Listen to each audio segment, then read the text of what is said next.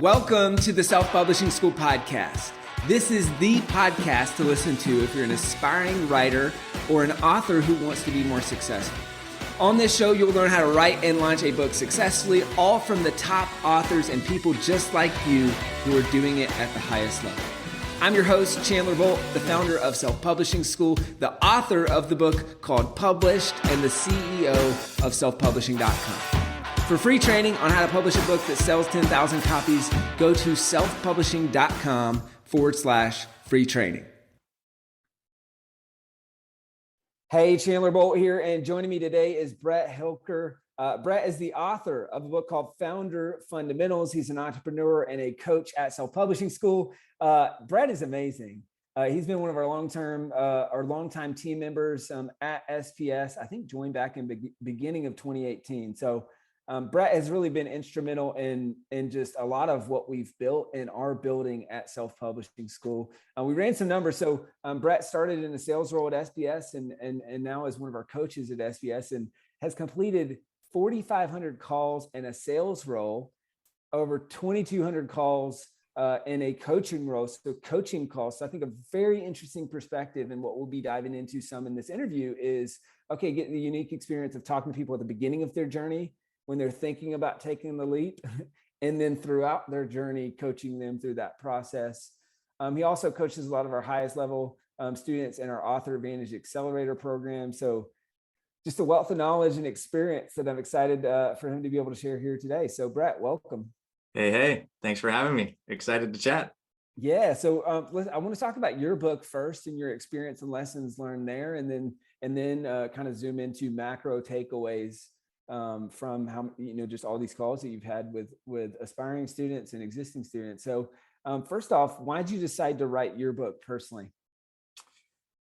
I think it was something I always wanted to do. It was just like, I thought I was going to be like 60 when I was going to do it. Like, it wasn't part of the plan. And then obviously in self-publishing school, it's, the possibility of something like writing a book raises so quickly in such an exciting way that it was very easy for me to see the finish line, being a part of SPS and a part of our community, and just seeing other people do it. And I thought, okay, well, I definitely have things to say.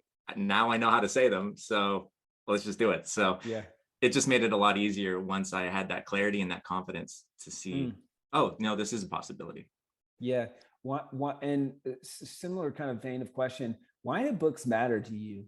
I mean, you're passionate about what you do. You've talked to so many people. That could easily just be monotonous or boring, having similar conversations over a long period of time. But just knowing you, I know that you're excited about it, and you really look for like the magic and the uniqueness in people's stories and books. And so why is this something that matters to you and that you're passionate about? To me, books represent the accumulation of human knowledge in that way. And so it's anything that anyone's ever thought of that's had the genius and the amazing ideas and also the tenacity to put it down into the written word like that. To me, a book, that symbol represents a lot. And just being able to be mentored by people that died thousands of years ago is fascinating to me, so that I don't have to reinvent wheels ever. It's just more of like, I'm only limited by the questions I need answered at that point, not where the answers are, if that makes sense. Yeah, I love that. We talk about all the time is, it's people are always looking for a mentor, or trying to figure out how to find a mentor. And the smartest, most successful people have written and published a book, and on the best things that they know, and they've crystallized what they know into a book. And for $15 in a handful of hours, you can learn all the best things they know. I mean, it truly is a $15 mentor that can last well beyond our time on this earth, which I think is pretty special. And speaking of, I mean, people who have died thousands of years ago, or even hundreds of years ago, when I go on and look at your author page, customers also bought Napoleon Hill. So talk about some timeless wisdom. Let's talk about your book, Founder Fundamentals. What were kind of the biggest lessons learned from writing and publishing that book? Biggest lessons I'd say with going through that process for me The writing, I bumped up against the writing and procrastination quite a bit. For me, it was just something that I hadn't done a lot of just like, okay, this is, you do a lot of writing, just journaling, or, just little bits and pieces here and there, but this is like a marathon and not a sprint. So the first time I encountered that, I just felt myself repelling away from the process. I'm like, oh, why does this feel so weird? And I think it was because I wasn't, I think my definition of success was too high for what I could accomplish in half an hour of writing in that way. Like I just set the bar too high for myself. And the side effect of that was like, I always felt like a failure anytime that I tried to write the book. And so I found that as soon as I recognized that and just lowered my expectation of what success meant like in the moment, I just made so much more progress, so much more quickly, to the point where like I just used dictation on Google Documents. And in the span of a day, I spoke like 20,000 words in that day. And then I finally had a jumping off point that I could polish and shift and move things around, rather than this kind of dreaded blank page that we all talk about all the time. And so for me, it was that realization like, wow, my perfectionism is kicking in here. My expectations are too high. I need to just check that and then have a better like approachability to the writing and the process. And then once that was a thing, then it was just figuring out, okay, what was the path of least resistance that was a strength for me to actually get words down on the paper. And so that realization, once I made it, was huge to actually get it done. And how does that realization affect the way that you coach your students? And how do you coach them to kind of, I mean, some of that's unavoidable, but to kind of navigate that as best as possible? Yeah, there's often, so with the people that I am very fortunate to work with, often are go-getters, and just like they've achieved a lot in their lives, and the book is the next thing for them. And so as a side effect of that, I think that they approach, I think a lot of us approach the book writing process with a lot of uninformed optimism about exactly, okay, it's going to go like this. And then once you get actually into the trenches, you realize, wow, this is a lot more nuanced and a lot more complicated. And okay, so it's just kind of creating a little bit of a relationship with the process that way. So oftentimes when I'm working with people, it's just like recognizing, hey, what if you're bumping up against yourself, like what are some of the ways in the moment that you are struggling? Is it because of your mindset? Is it because you don't know like what to focus on? So sometimes it's just lack of outline clarity. Sometimes it's lack of like, just a sense of what they're focusing on, with their avatar. It could be something as simple as even, just them just defining success of what they can accomplish in 20 minutes to be too high. And so I think that a lot of times it's just the go-getters expect a lot of themselves, and then that ends up kind of stalling them out in the process of writing. Got it. So kind of the curse of the go-getter is having high expectations. And then if you miss those expectations, then getting discouraged, going kind of, as Jim Collins would call it, the flywheel and the doom loop, right? And going into this doom loop and then thinking it's the creative process. I talk about that in Publish, right? Oh my gosh, what are the odds? Flipped directly to it. Page 71, kind of the creative process. I know people probably can't see this very well, but this is going to be awesome. This is hard. This is terrible. I'm terrible. Hey, not bad. That was awesome. Kind of this process that we follow. And I think you're talking about that. I mean, I talk chapter 8, talk this, the crisis of meaning, right? Is when this, usually that's when you read the first draft of your book, but it also can happen before then as you're going through the rough draft phase. So you talked about, Brett, there's the mindset piece, and then sometimes there's organizational things like, do they have a good outline and a thorough outline? Have they clearly identified their person, pain, and promise that they're writing to, like that sort of thing?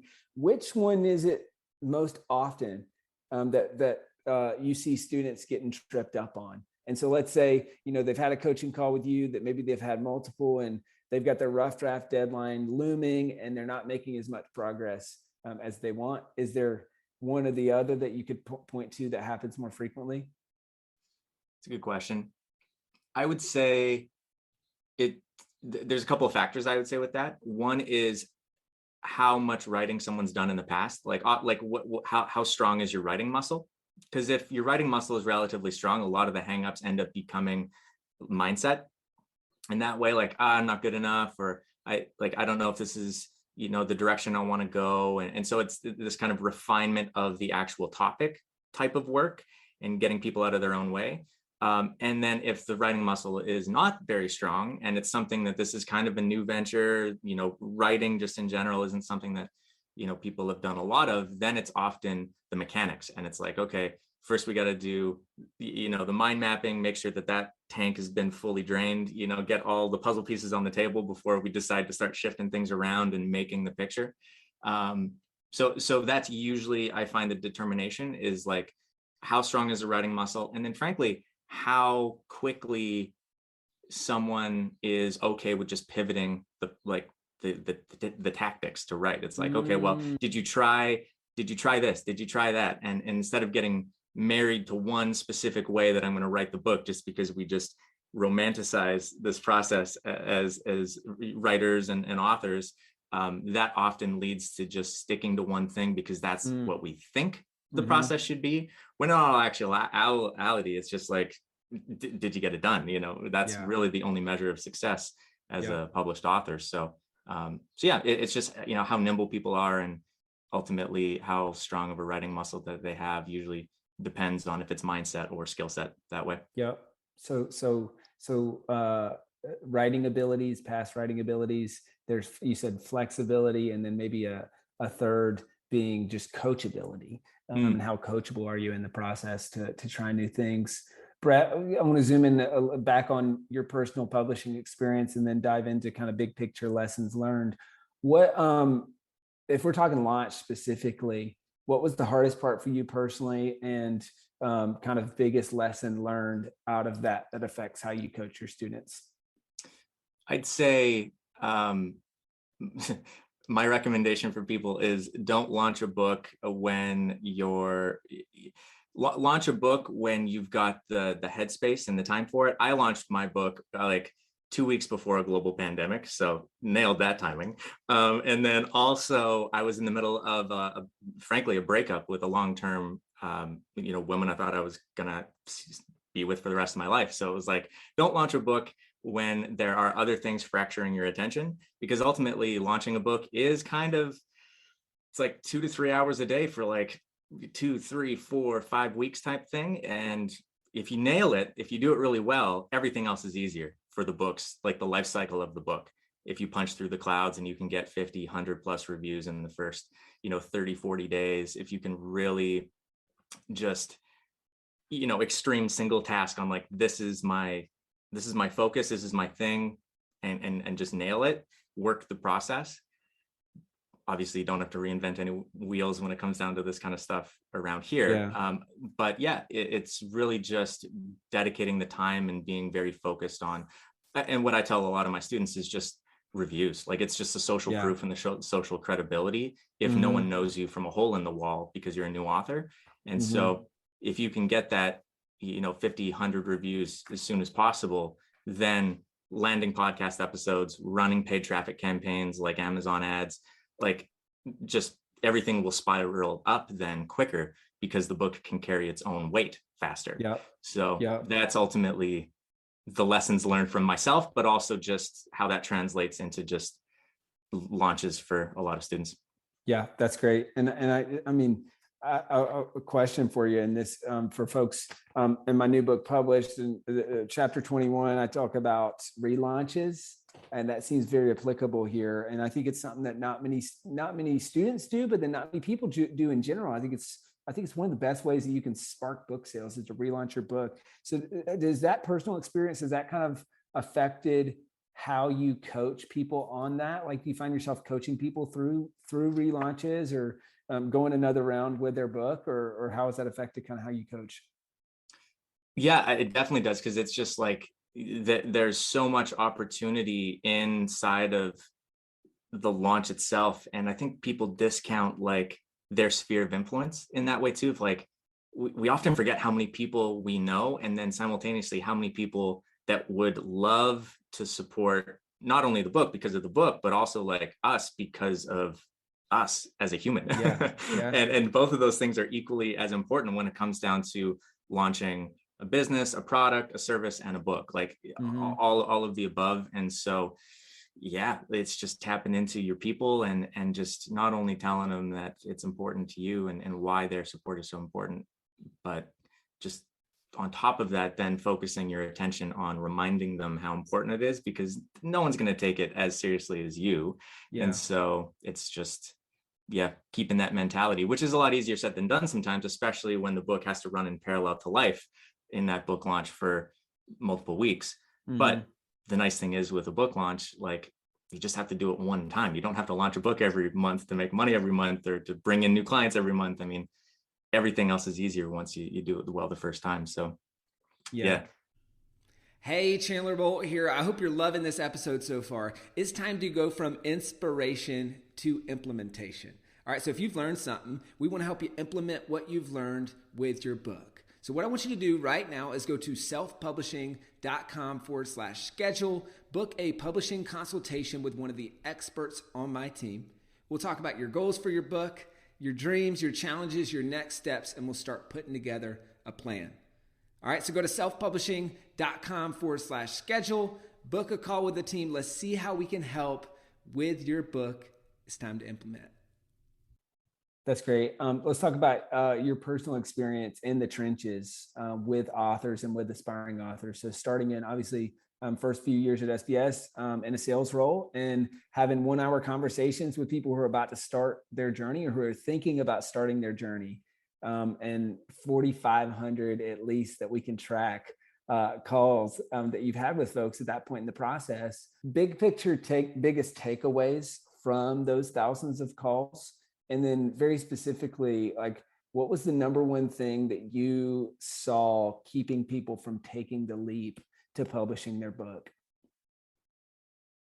Biggest things that I really like absorbed into me from all of those conversations over the years was how many amazing stories there are out there. Like it's fascinating, some of the things that people have learned, that people have gone through, that like all of those people like 20, 30 years ago wouldn't even have had like a shot at publishing, but now here we are in 2022, and like self-publishing has completely democratized the publishing industry and given these people a shot. I think on top of that, the one caveat I would say to that is that the biggest reason I think that people don't publish or that do ultimately is how often they've invested in themselves at all, just in general. Going back to the writing muscle, I think investing in yourself is a muscle in that way, whether it's investing in starting a business for yourself, how often and how strong is your muscle of taking micro leaps of faith in that way. And I think that deciding to, whether it's, hire an editor or invest in self-publishing school or whatever, it is a muscle to like kind of put your money where your mouth is and say, this is important enough to me to actually plant my flag in the ground monetarily. And I think that that's a powerful thing with the students we work with is, hey, like now you're in it, you've got the resources, you've got all of the people and the systems behind you to get this done. And for them internally, that feeling of like, okay, line in the sand, let's do this thing is a huge reason why I think we've grown the way we have, and also that we've seen the people publish, ultimately to the numbers that we've seen. So I think it's huge. Yeah. Well, I mean, there's a saying, people who pay attention, right? Mm. Or where money goes, energy flows. And so I think that's a really interesting thing that you're saying is almost where if people have a track record of investing in themselves, or if people, if they're used to doing that sort of thing and they believe that this book or that themselves is an investable, like that they should invest and they have invested, then that's almost a prerequisite for someone who's going to show up and say, hey, let's do this, and I'm committed to this book. That's a really, really interesting takeaway.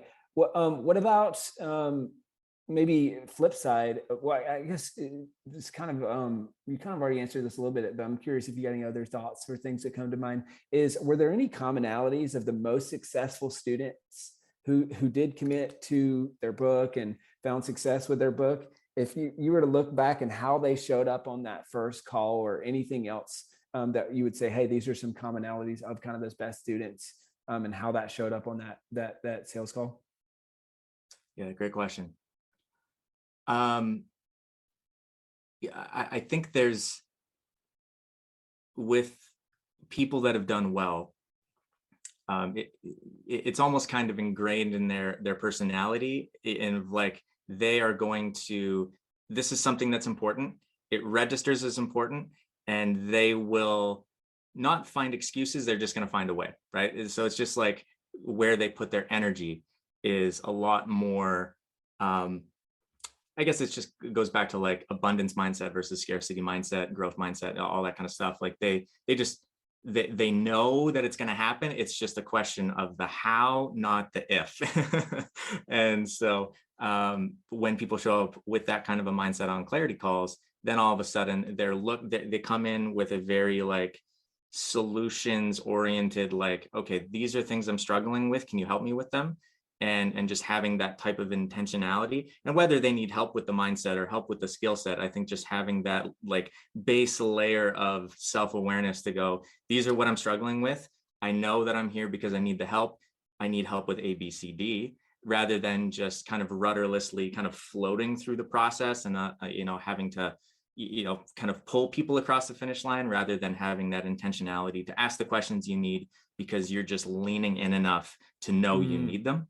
Mm, And mm, so that's something that I've seen consistently, mindset wise, across genres, across different walks of life, like that mindset of like just using us as a catalyst mm. for what they already have versus like the end all be all solution to fill a hole, if that makes sense. So Yeah, that makes sense. There's an intentionality, there's an openness, there's a yeah, just an intentionality behind that. I think that makes a lot of sense. Now, let's fast forward to the coaching process. So, 2,200 coaching calls with our students, with aspiring authors, with existing authors, with people who want to write their first book, with people who are trying to scale their businesses, with people who are selling more books, like just a depth of experience there. What would you say is, based on all those calls, is the number one challenge that most people face throughout the process? So if we're talking about, and maybe we'll just shrink this down to like blank page to published. Obviously, you do a lot of help with people beyond that. But if we're talking about the blank page to published process, what's the biggest challenge that you see your students facing? it's interesting because it's I sometimes make the joke with students, like, because publishing a book is like a slow burn. It's definitely a marathon of a project. Um, Oftentimes the challenge is, I always kind of preface on clarity calls, especially, there's going to be one part of this process that completely sucks, for you. And that could be like, people breeze through the writing. They get the writing done. They love it. They're in it. They're excited about this process. And then as soon as they hit cover design, they get bogged down in the weeds. They find themselves procrastinating, or they find themselves not with that type of energy that they had in the writing. But sometimes it's the exact opposite. Sometimes people will have just a slog of a time trying to get through their draft, and then they hit the production or the launch, and they're so excited, and they're like, oh yeah, this is my jam. And so often it's not necessarily one kind of broad strokes, like this is where people get hung up. I just tell people, like, it's not an if, it's kind of a when. Like, what part of this process are you going to hit that's going to suck? It's not going to all be awful, and it's not going to all be awesome. And so just having that type of mentality and framing it up that way, I think initially helps people go, okay, like this is easy. Maybe there's going to be some things I don't like quite as much in the marketing, or in, the editing process, or getting that initial feedback from covers, or asking for support on a launch team. Like, everyone's got their own strengths and weaknesses. And I think that definitely shows up in the book writing process. And I don't know, I think that kind of writing a book has got all of these other benefits that are obvious. I think because of that, one of the amazing benefits of writing a book is you just get to know yourself better. Like, wow, Mm-hmm. I didn't know that I loved writing so much, or I didn't know that I just am kind of magnetically repelled away from asking for people for help, like whatever it is, it's fascinating. So Yeah. Well, that is so great, Brett. And I want to focus in on the front part of the process. Obviously, we teach a process that has 8 milestones. That's our way of saying kind of checkpoints on the journey, right? For those who have read published, or for those who are already in self-publishing school, you're familiar with these milestones. And the first 4 of these milestones is what we call the more writing method. So you've got mind map, outline, rough draft, editing, right? MORE, more writing method. So I think a lot what we've seen, Brett, and what I'm sure you've probably seen as well, is that this rough draft, it's the 3rd milestone, but it's one of the biggest and hardest ones in this whole journey, right? You got mind map, you got outline. Both of those can be done in an hour or a couple hours, maybe a few hours at max. And then you've got this quantum leap to rough draft, and then you've got self-editing, which is really tough. And so kind of was like these middle 3 are really tough, and then the exterior ones you can can move a little bit faster. So if we zoom in on that rough draft piece, what do you see as the commonalities, the things that keep your students from getting started with their book, or that keep them from getting their rough draft finished, and what can people do about it? Yeah, the draft, I think, hangs people up because they forget who they're talking to, or they don't know who they're talking to. So, in our world, and this would be like, who is your ideal reader? Who's your avatar?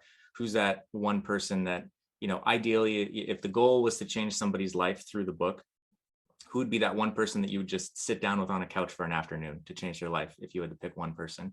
Low hanging fruit, who'd be the easiest to impact that way? Let's just focus on them first. Not that it's not going to give value to other people. They're eavesdropping on that conversation, getting value, but it's like books are kind of a scalable, intimate conversation that way. And I think the more focused you can be on that one person, the more impactful and empathetic and real the book value will be for others in that way. So oftentimes the focusing of that can be a challenge sometimes for people.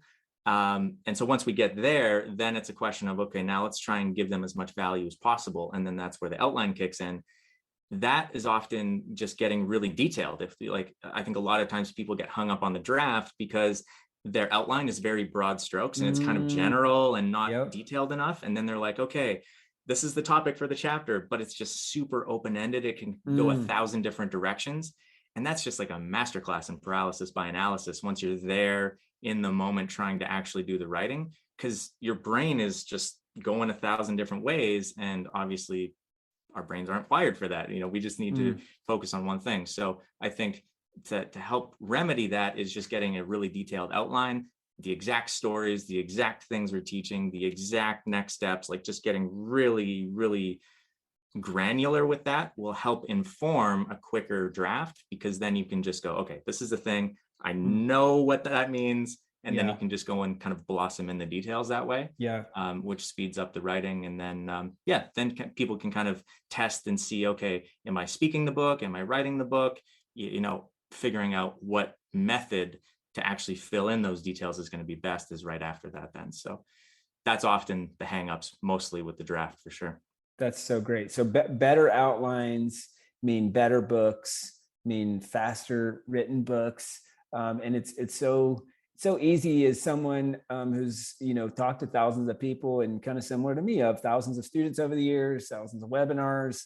You can feel like, oh yeah, mind map outline. We talk about that all the time. You probably did that, but I can't tell you how many times I'll talk to a student that's stuck in their writing. It's like, oh, we'll just go back to your outline. It's like, well, you see, I didn't really fully do that. I just kind of skipped to the writing. It's like, what in the world? All right, well, go back and slow down to speed up and focus on your outline again and make it better, and then dive back into writing, and your writing is going to be easier. So if you're a student right now and you're listening to this, or you're just an aspiring author going through this process, don't skip the mind map and the outline. I've got entire chapters dedicated to this in the new book.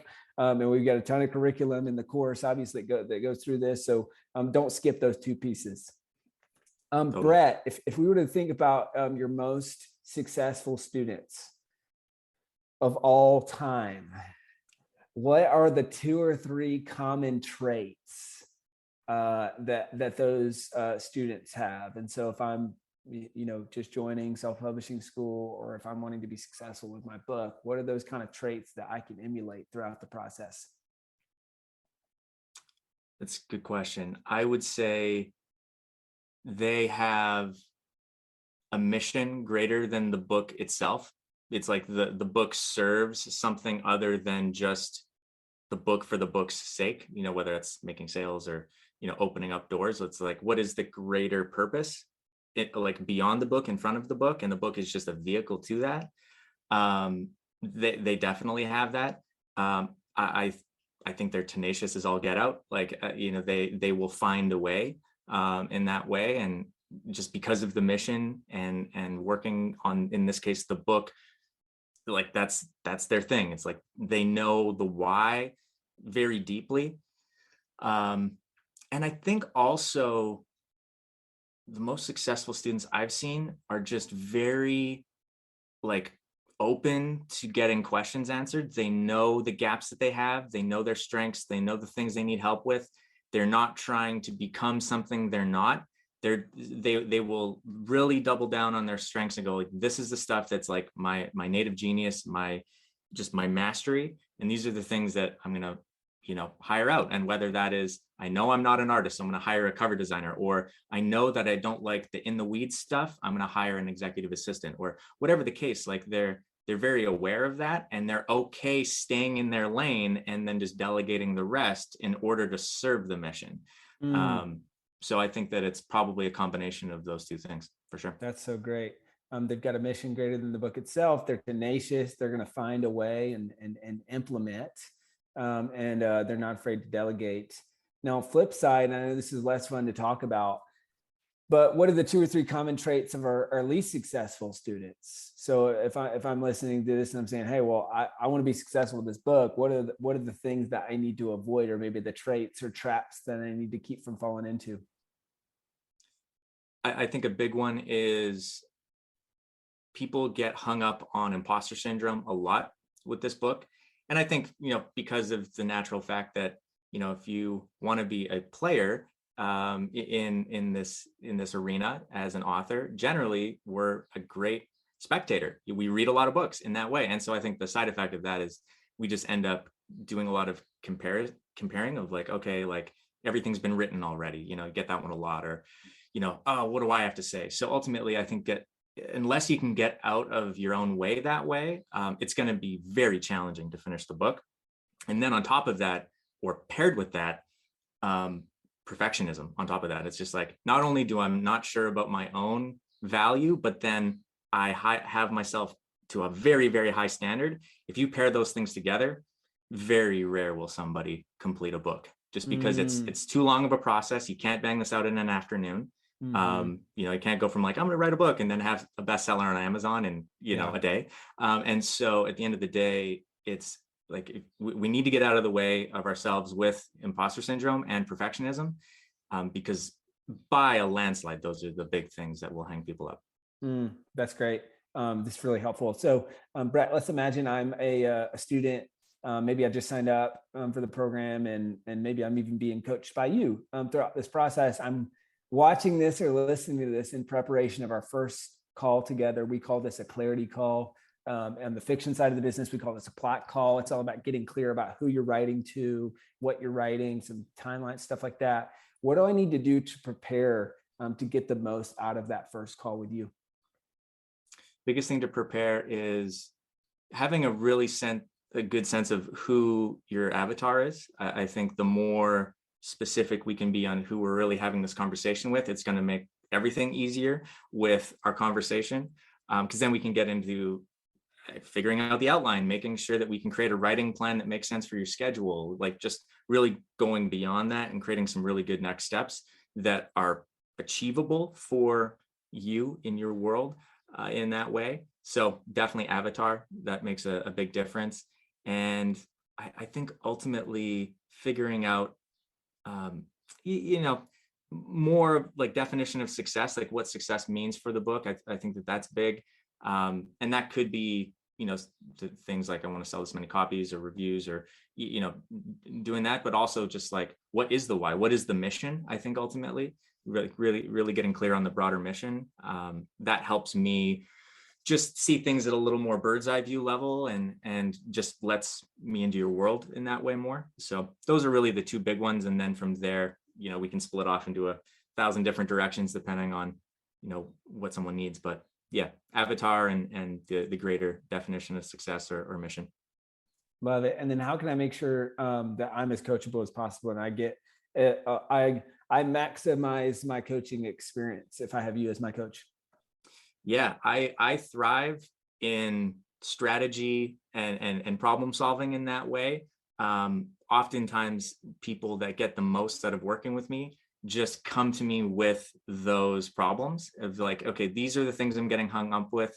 I'm struggling with this internally. I'm struggling with this externally.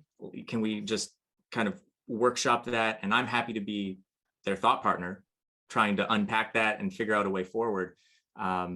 So that's how I am definitely the most effective and how people can, steam forward ahead working with me for sure.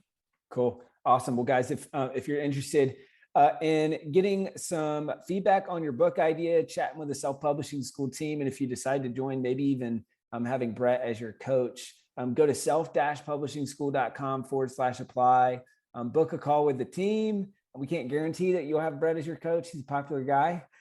Stays pretty booked up. But maybe if you think it's a fit, that's the best next place to go to get more help with your book. So Brett, final question or two, knowing what you know now from your personal experience as an author, from 4,500 really strategy calls, quote unquote sales calls, but they're really consultative kind of planning sessions from those. And then from 2,200 coaching calls with students, what's your parting piece of advice for the Brett from a couple years ago or all the other Bretts who are thinking about writing and publishing their first book?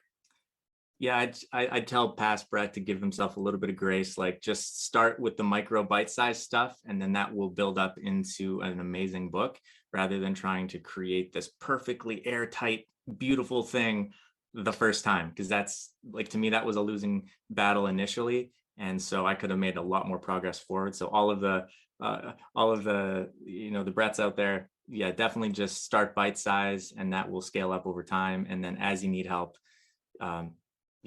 we're here. There's a lot of resources that are available for you to keep the wheels turning. But start small and, leave your perfectionism at the door. Nice. That's great. Brett, this has been awesome, man. Where can people go to buy your book? Yep, Founder Fundamentals. I'm the only Brett Hilker on Amazon, so that's pretty awesome. So feel free to grab that, and then bretthilker.com as well. Cool. Well, guys, check out the book, Founder Fundamentals. And if you're interested in getting our help at Self Publishing School with your book, like I said, that first call is very much consultative to see about your goals for your book, your challenges with your book, your next steps, and if we can help. Okay.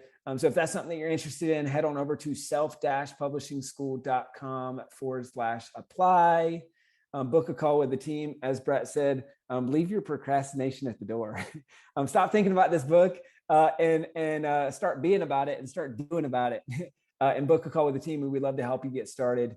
Brett, you're the man. Thank you so much. Thanks, man. Appreciate it. Talk soon. Thank you so much for watching or listening to this episode of the Self-Publishing School podcast. I know there's so many places that you can be spending your time. There's other podcasts that you could be listening to, YouTube channels that you could be watching. So thank you so much. It means the world. Now, I want you to do 3 things right now if you found this episode helpful. All right, number 1, I don't know if you know this, but we've got a YouTube channel. It's a companion channel to this podcast. All the video versions of the episode are on the YouTube channel. So number 1, subscribe to the YouTube channel. Number 2, if you're listening to this podcast wherever, whether this is Spotify, Apple Podcasts, number 2, I want you to subscribe to this podcast right now so you don't miss a future episode. And then number 3, this is probably the most important, leave a review on the podcast. All right, reviews are super important and help the podcast get discovered by other people. So number 3, leave a review on the podcast. Thank you so much. I'll see you in the next episode.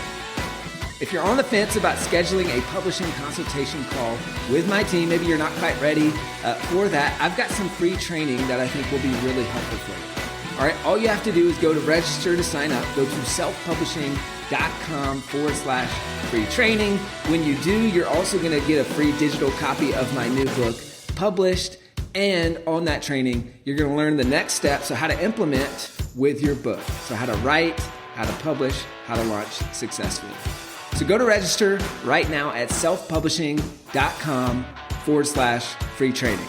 I'll see you there.